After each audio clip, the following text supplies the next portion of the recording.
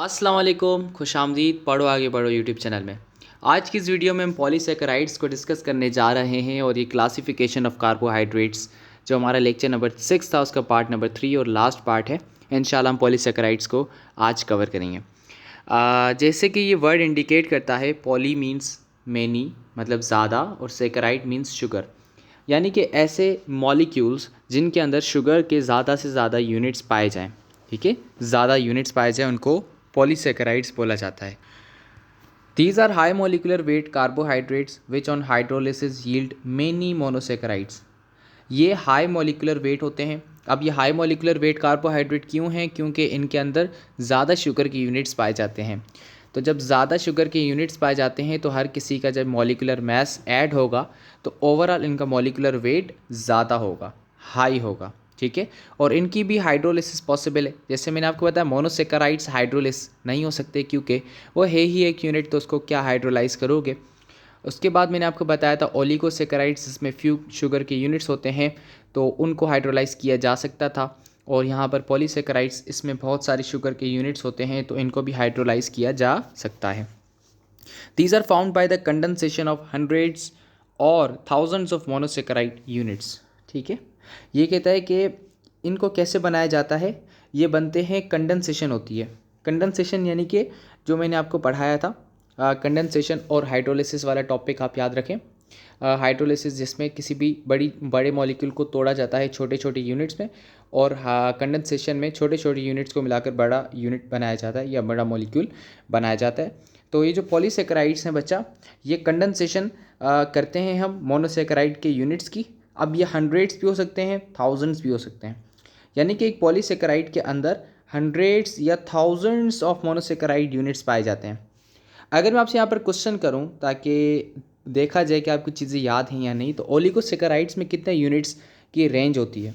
तो बच्चा वो मैंने आपको बताया था, वो होती है 2 से 10। ठीक है, अगर किसी कार्बोहाइड्रेट में 2 से 10 शुगर के यूनिट्स हैं तो वो ओलिगोसेकेराइड्स की कैटेगरी में आ जाता है, और अगर इससे ज़्यादा हैं तो वो पॉलीसेकेराइड्स की कैटेगरी में आ जाता है। ठीक है, अब पॉलीसेकेराइड्स के एग्जांपल्स जैसे स्टार्च, ग्लाइकोजन, सेल्यूलोस, काइटिन। ठीक है, ये पॉलीसेकेराइड के एग्जांपल्स हो गए। अब इनको वन बाय वन डिस्कस किया गया है यहाँ पर। अब सबसे पहले स्टार्च की बात करते हैं। It is the most important and abundant reserve food material in higher plants. ये हायर प्लांट्स के अंदर as a reserve food material होता है, यानी कि जो हायर प्लांट्स होते हैं वो इसको जमा करते हैं। रिजर्व का मतलब होता है जमा करना। तो ये स्टार्च जो है, प्लांट्स अपने खाने को स्टार्च की फॉर्म में जमा करते हैं। ठीक है, तो इसको रिजर्व फूड मटेरियल कहा गया हायर प्लांट्स के लिए। स्टार्च मोस्ट कॉमनली कहाँ कहाँ पाई जाती है? ये सीरियल्स में पाई जाती है, ये लेग्यूम्स में पाई जाती है, ये ट्यूबर्स में पाई जाती है, और ये और भी काफ़ी ज़्यादा वेजिटेबल्स में पाई जाती है। ठीक है, अगर आपको नहीं पता तो मैं आपको बता दूँ, सीरियल्स कहते हैं आपकी जैसे गंदम हो गई। ठीक है, सीरियल्स में हमारे पास क्या क्या चीज़ें आ जाती हैं? हमारे पास वीट आ जाती है, ठीक है, हमारे पास राइस आ जाते हैं। ठीक है, ये सीरियल्स में आती हैं चीज़ें। ठीक है, और लेग्यूम्स हमारे पास किसको कहते हैं बच्चा? लेग्यूम्स कहते हैं चनों को। ठीक है, जैसे आपकी बीन्स हो गई, ठीक है, दाल वगैरह हो गई, दाल वगैरह हमारे पास लेग्यूम्स में जाती है।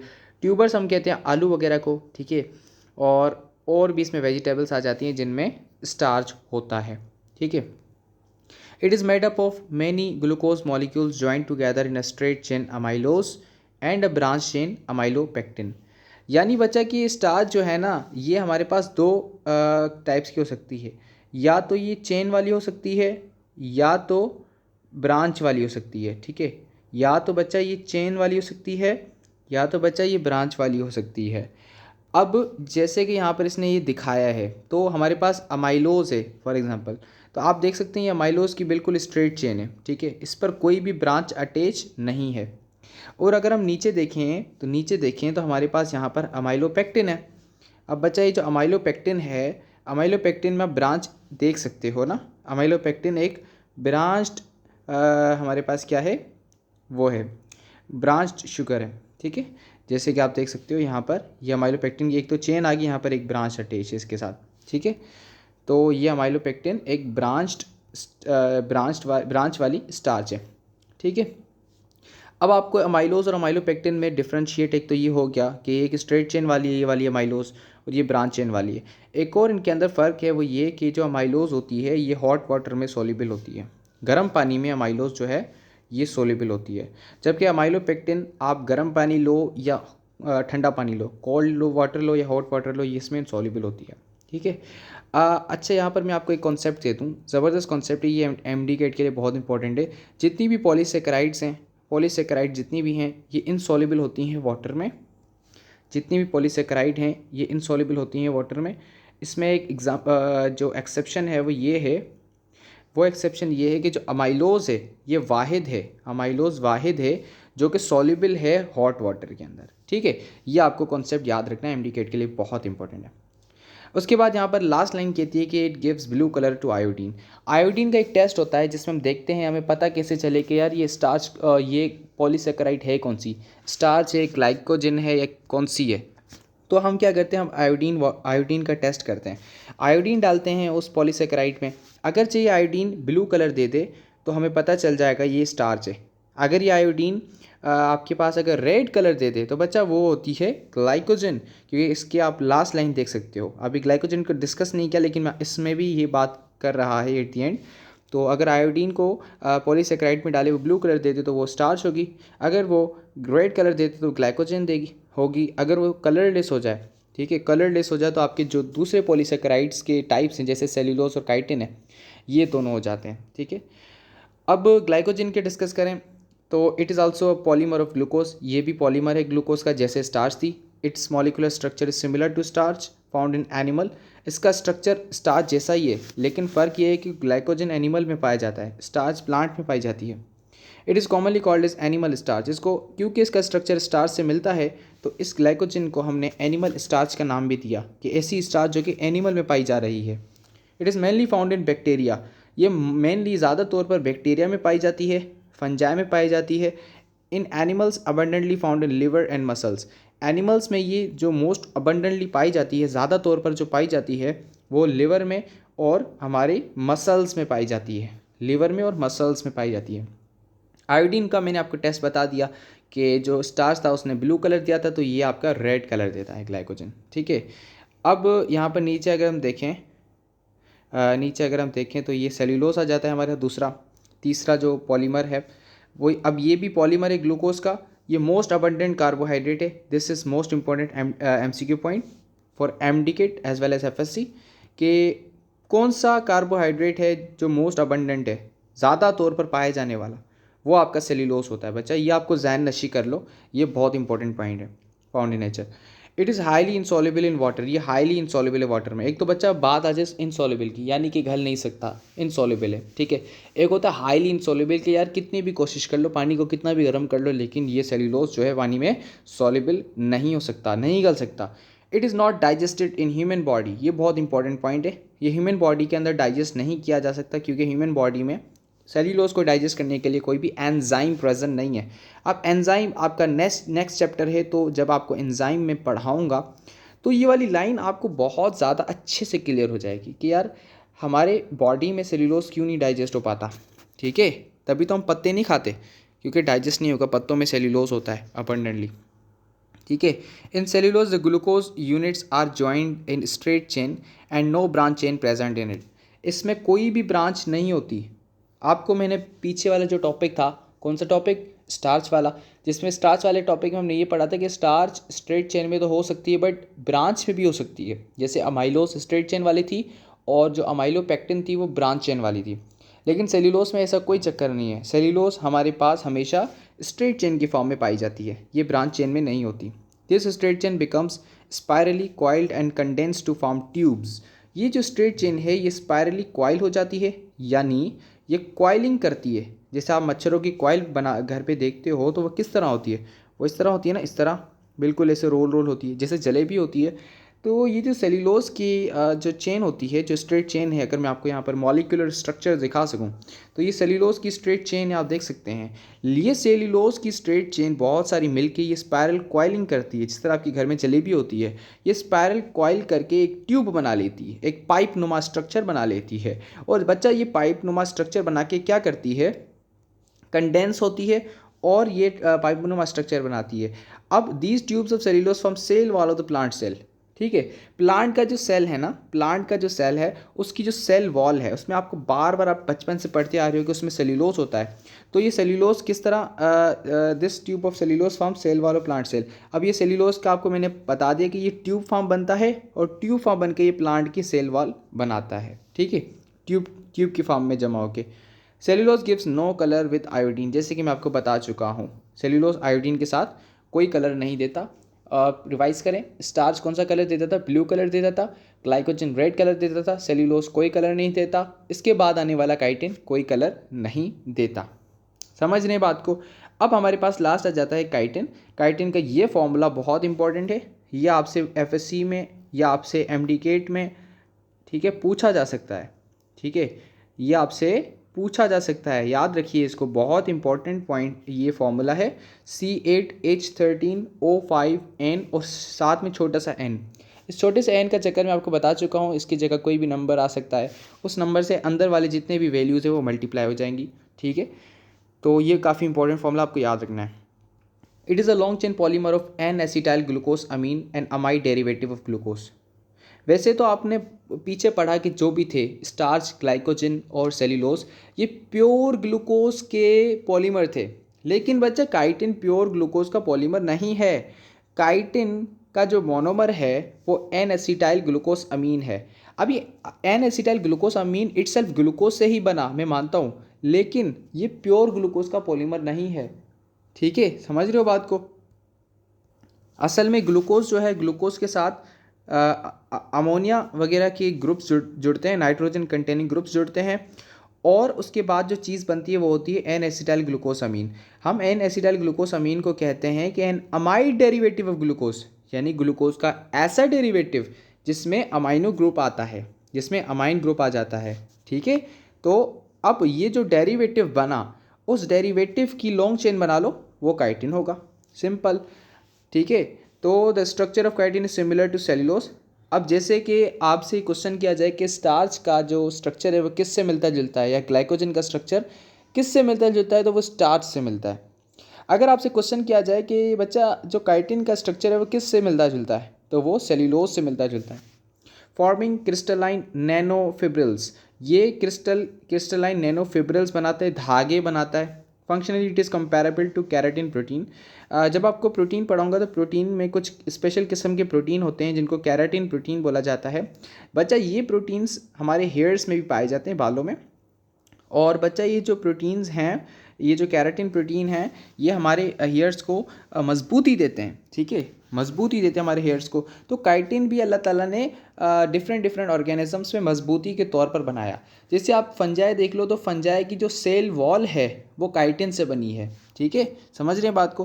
Chitin is modified polysaccharide contains nitrogen which अलॉज increased hydrogen bonding with adjacent polymers giving more strength. बच्चा ये कहता है कि काइटिन एक मॉडिफाइड पॉलीसेकेराइड है जिसमें नाइट्रोजन है, और ये नाइट्रोजन की वजह से ही इसमें ज़्यादा हाइड्रोजन बॉन्डिंग होती है, और ये ज़्यादा हाइड्रोजन बॉन्डिंग की वजह से ही एडजेसेंट पॉलीमर्स से चिपक जाता है, और इस तरह एक बड़ा मेश वर्क बन जाता है। और बच्चा उस बड़े मेश वर्क के बनने की वजह से ये मजबूती प्रोवाइड करता है, ज़्यादा स्ट्रेंथ प्रोवाइड करता है। इसका कॉन्सेप्ट मैं आपको बताऊं, मैंने आपको हाइड्रोजन बॉन्डिंग का कॉन्सेप्ट देना है केमिस्ट्री में। हाइड्रोजन बॉन्डिंग में हमारे पास अगर हाइड्रोजन बॉन्डिंग बेसिकली हाइड्रोजन और 3 इलेक्ट्रोनेगेटिव एलिमेंट जो कि हाईली इलेक्ट्रोनेगेटिव है, फ्लोरीन, ऑक्सीजन और नाइट्रोजन, ये एलिमेंट्स आ जाते हैं, तो ऐसी इलेक्ट्रोनेगेटिविटी डिफरेंस बनती है कि वो स्ट्रेंथ को ज़्यादा बढ़ाती है, और उस बॉन्ड को हाइड्रोजन बॉन्ड बोला जाता है। अब बच्चा इनमें से अगर हाइड्रोजन किसी से भी बॉन्ड बना ले तो वो बॉन्ड बहुत ज़्यादा स्ट्रॉन्ग होगा, ठीक है। तो यहाँ पर आपको पता है कि काइटिन में नाइट्रोजन है, तो नाइट्रोजन की वजह से हाइड्रोजन बॉन्डिंग इंक्रीज़ कर जाती है, और इसकी वजह से वो दूसरे पॉलीमर्स के साथ चिपक जाता है और एक बड़ा नेटवर्क बना लेता है, और वो स्ट्रेंथ यानी कि मजबूती प्रोवाइड करने का काम करता है।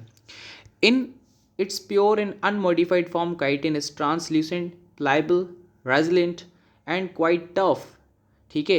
ये कहता है अगर इसको आप प्योर फॉर्म में ले लो, यानी कि इसको आप किसी और चीज़ के साथ मुंसलिक नहीं करते, काइटिन लेते हो, सिंपल काइटिन लेते हो, किसी और चीज़ के साथ नहीं मिला हुआ, तो ये ट्रांसल्यूसेंट होता है। अब ट्रांसल्यूसेंट का मतलब ये होता है कि जिसके अंदर से लाइट ईजिली क्रॉस कर जाए, कि जिसके अंदर से लाइट ईजिली पास कर जाए, उसका ट्रांसलिसेंट का मतलब ये होता है। प्लाइबल का मतलब होता है फ्लेक्सिबल, फ्लेक्सिबल, ठीक है। फ्लेक्सिबल आपको चीज़ पता होती है क्या होती है।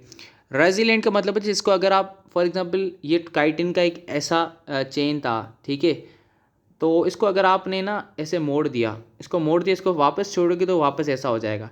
यानी अपना शेप रीगेन करने की सलाहियत रखने वाला, अपना शेप वापस अपने शेप में आने वाला, एंड क्वाइट टफ। ये बहुत ज़्यादा मजबूत भी होता है। इसकी मजबूती का कारण मैंने आपको बता दिया, हाइड्रोजन बॉन्डिंग होती है और इसका बड़ा meshwork banana. In most arthropods, arthropods आपको पता है कीड़े मकोड़ों की एक क्लास होती है जो कि हम किंगडम एनिमेलिया में पढ़ेंगे इंशाल्लाह। जो बहुत सारे आर्थ्रोपोड्स होते हैं but it is mostly found in modified form. अच्छा, ये अपनी प्योर फॉर्म में किस में पाया जाता है? आर्थ्रोपोड्स में। ये आपको याद रखना है कि काइटिन अपनी प्योर फॉर्म में पाया जाता है आर्थ्रोपोड्स में। अगर हम देखें ये अपनी मॉडिफाइड फॉर्म में किस में पाया जाता है, तो मॉडिफाइड फॉर्म में ये पाया जाता है मोलस्कस में, क्रस्टेशियंस में। क्योंकि मोलस्कस और क्रस्टेशियंस के ऊपर काइटिन नहीं होता, प्योर काइटिन नहीं होता। वो काइटिन कैल्शियम कार्बोनेट के साथ मिल जाता है या प्रोटीन के साथ मिल जाता है, ठीक है। जैसे कि यह बताता है कि अगर इसको मॉडिफाई करें, इसको प्रोटीन के एक जाल के साथ काइटिन को मिक्स कर दें, तो ये इंसेक्ट्स यानी कीड़ों का एक्सोस्केलेटन बन जाता है, ठीक है। तो आप समझ रहे बात को, ठीक है। इंसेक्ट्स का ये मैशवर्क बन जाता है, लेकिन कम इंसेक्ट्स का, क्योंकि मोस्ट इंसेक्ट्स में ये किस फॉर्म में है? मोस्ट इंसेक्ट्स में ये अनमॉडिफाइड और प्योर फॉर्म में होता है। समझ रहे बात को। और अगर ये कैल्शियम कार्बोनेट के साथ मिल रहा है काइटिन, तो ये फिर किसके ऊपर अपनी लेयर बना लेता है, शेल बना लेता है मोलस्कस के ऊपर या क्रस्टेशियंस के ऊपर, ठीक है। अभी कहते हैं composite material is much harder and stiffer than pure chitin. अगर हम काइटिन का कंपोजिट मटेरियल लें यानी मिक्सचर ले लें, यानी काइटिन को कैल्शियम कार्बोनेट के साथ मिला दिया या प्रोटीन के साथ मिला दिया, तो वो ज़्यादा स्ट्रॉन्गर है, ज़्यादा मजबूत है बनिस्बत उस काइटिन की जो प्योर फॉर्म में बहुत सारे आर्थ्रोपोड्स में पाया जाता है। समझ रहे बात को। आज का हमारे टॉपिक ख़त्म होता है अल्हम्दुलिल्लाह। और कार्बोहाइड्रेट्स के हमने 3 पार्ट्स में लेक्चर्स को ख़त्म किया। आज के टॉपिक को रिवाइज करते हैं, अच्छे से सुनिएगा। मैंने आपको क्या बताया? मैंने आपको पॉलीसेकेराइड्स में ये बताया कि ऐसे मॉलिक्यूल जिनमें बहुत सारे शुगर के मॉलिक्यूल्स पाए जाते हैं, ये हाई मॉलिकुलर वेट कार्बोहाइड्रेट्स होते हैं। इनको हाइड्रोलाइज करें तो ये बहुत सारे मोनोसेकेराइड्स देते हैं। इनमें हमारे पास स्टार्च, ग्लाइकोजन, सेल्यूलोज और काइटिन आ जाता है। स्टार्च में हमने 2 टाइप्स पढ़ी, अमाइलोज और अमाइलोपेक्टिन की। अमाइलोज स्ट्रेट चेन होता है, अमाइलोपेक्टिन ब्रांच्ड होता है। अमाइलोज वाहिद है जो कि सॉल्युबल है हॉट वाटर में। पॉलीसेकेराइड्स में अमाइलोज वाहिद है जो सॉल्युबल है, बाकी कोई भी पॉलीसेकेराइड सॉल्युबल नहीं होता। स्टार्च आयोडीन के साथ ब्लू कलर देता है, ग्लाइकोजन रेड कलर देता है और सेल्यूलोज और काइटिन कोई कलर नहीं देते। स्टार्च ग्लाइकोजन से अपने स्ट्रक्चर में मिलता है, जबकि सेल्यूलोज काइटिन के साथ अपने स्ट्रक्चर में मिलता है, जो कि मैंने आपको बात बताई इसी तरीके से।